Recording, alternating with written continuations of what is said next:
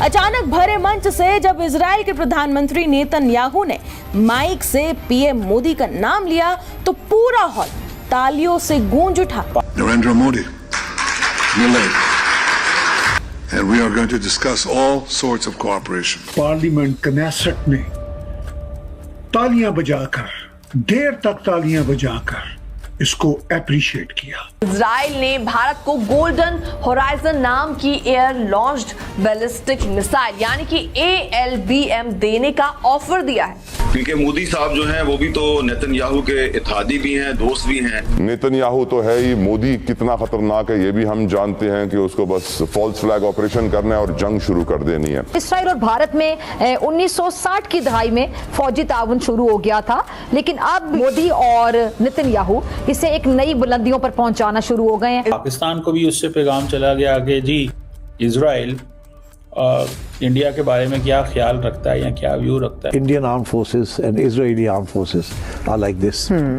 बताया जा रहा है कि इसकी रेंज लगभग 1500 से 2000 किलोमीटर तक हो सकती है। घबराना नहीं है, लेकिन बहुत ज्यादा घबराया जा रहा है पाकिस्तान के अंदर। उन्होंने हमारा एक जो जिसे कहते हैं जिनके साथ हमारा नजरियाती नहीं, हमारा दीनी और इस्लामी जो है वो इजराइल के साथ जो है हमारा डिफरेंस है, उन्होंने उसी जो हमारा दुश्मन है उसको पकड़ के और अपने रास्ते मुतय्यन करने की कोशिश की है। भारत ने गुज़िश्ता दहाई के दौरान भी, मैं आपको जरा बताऊं कि इसराइल से $2.9 बिलियन मालियत की फौजी साजो सामान दरामद किया था। इसमें जंगी ड्रोन, मिसाइल, रडार और निगरानी का जो निज़ाम है वो शामिल है। आपकी बात से मुझे लगता है कि हिंदुस्तान ने क्या इस तमाम मामले में अपना हकीकी पार्टनर चुन लिया और वो इसराइल है।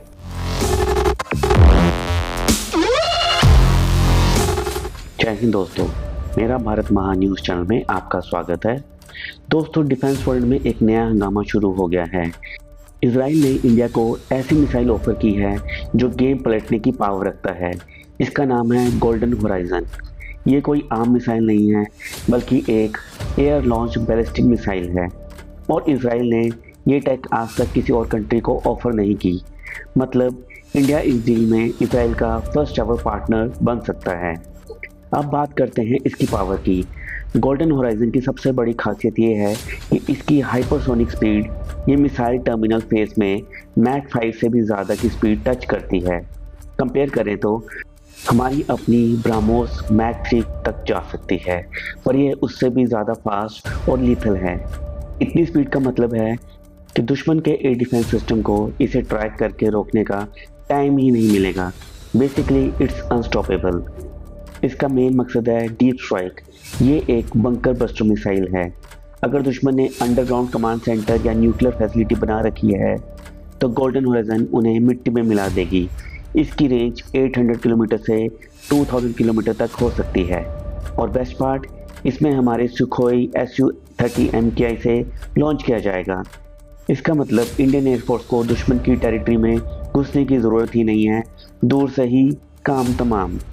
हालांकि अभी तक ऑफिशियल कंफर्मेशन का इंतज़ार है, पर अगर ये डील साइन हो गई तो इंडिया की एयर पावर एक नेक्स्ट लेवल पर चली जाएगी। आपको क्या लगता है? अपनी राय आप हमें कमेंट कर ज़रूर बताएं। क्या इंडिया को इस डील को तुरंत फाइनलाइज करना चाहिए? तो चलिए दोस्तों, मिलते हैं अगले वीडियो में। तब तक के लिए जय हिंद, जय भारत। और हमें ये रियलाइज़ करना चाहिए कि हमारा दो दुश्मन हैं जो दोनों ने हाथ मिला लिया है और बड़े दिल से हाथ मिला रहे हैं।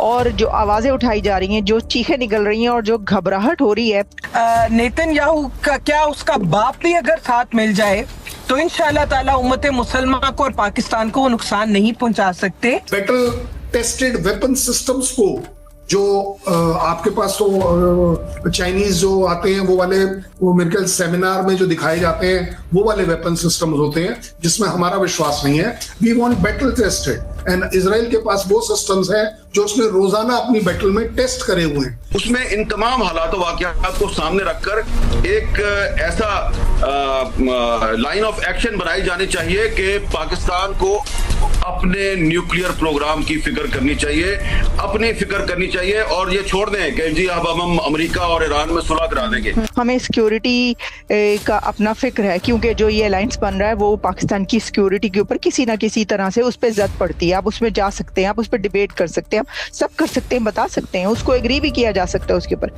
लेकिन मुस्लिम उम्मा के खिलाफ, वो मुस्लिम उम्मा जो कि यूएई है और जिसकी $100 बिलियन से ज्यादा की ट्रेड है इंडिया के साथ और इजराइल के साथ, वो मुस्लिम उम्मा सऊदी अरेबिया जो अपना सबसे बड़ा जो अवार्ड है वो देते हैं उसको